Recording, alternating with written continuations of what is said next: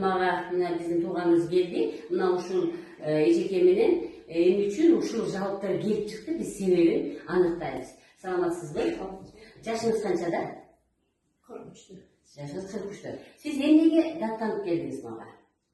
Başım ağrıyor. Так, башыңыз ооруйт. Arkam kuruşat. Арты курушат, Saçım düşüyordu. чачыңыз түшүп атат, Bat çarçayım. бат чарчайсыз, Aldı gidiyorum. алыңыз келет. Тамактаныңыз, Tamam bat. Koyuyorsun mu? Bat. бат турсаңыз ачат. Уйкуңуз Kambaydım. канбайт. Демек, туугандар, мен азыр сүйлөшүп отуруп, эмнени таап бердим? Эжекебиздин ичинде, ичегисинде майда микроорганизм, курттар көбүрөөк жашайт да. Мына ушул курттар сиздин гемоглобиниңизди текшерткенде кандай деди? Kan başları çıkarıp. Yok başım ağrıyor. Демек, эжекени мына азыр көбүрөөк сүйлөшүп отуруп, эмнени байкадык? Эжекенин ичинде курттар көбүрөөк жашап атат да. Мына ошол курттар гемоглобинди жеп коет, эритроциттин ичинде жүргөн микроэлементтерди жеп коет. Ошон үчүн бат чарчайт. Мына түштүңүз, УЗИге түштү, баары түштү.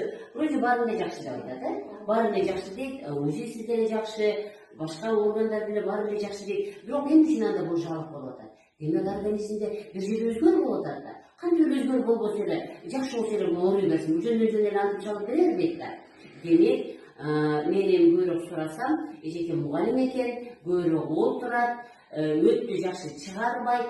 Мен дайым айтам да, өт бизде бул Кудай тааламдан келген бекер препарат, бесплатный дары деп айтам да. Сиздер өттү чыгарганга аракет кылыңыздар. Канчалык биз өттү жакшы чыгарсак, ошончолук тамак менен келеби, биздин апабыздан өткөн микроорганизмдер бизде жашайбы, ошолордун баардыгын өт гана өлтүрүп берет бизге. Аптека мага капыл болушпасын, бул бизнес. Кудай таалам бизге өзүбүздүн аптека берип койгон. Ал аптека бул өт суюктугу. Мен дайым ушуну келип айтып жүрөм да. Мына бизде заман өзгөрүп, биздин келиндерибиз, биздин аял заты аябай эринчек болуп калды. Даяр туруп эле швабраны ушундай жубабыз, даяр туруп эле швабраны мындай кылабыз, даяр туруп эле пылесосту кылабыз.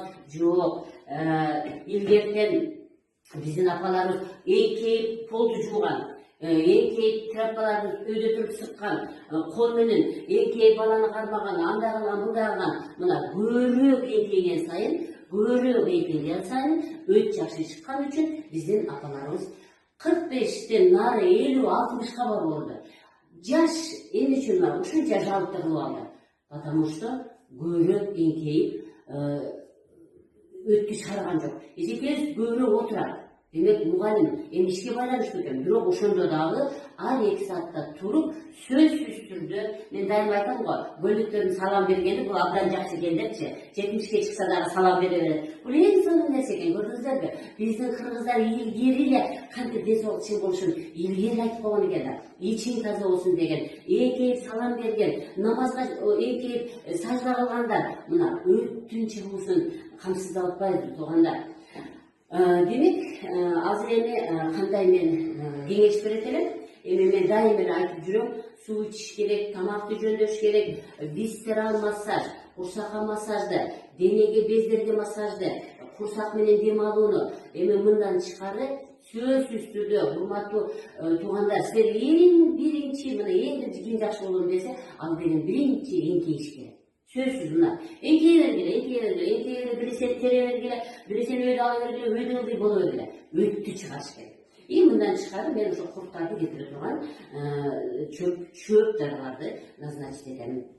Демек, урматтуу мекендештер, жакшы болуу бул ар бир адамдын өзүндө.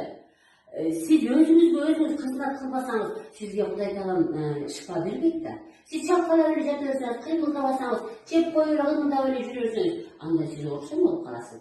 Демек, кыймыл жана кыймыл. Саламатта болуңуздар, көрүшкөнгө чейин.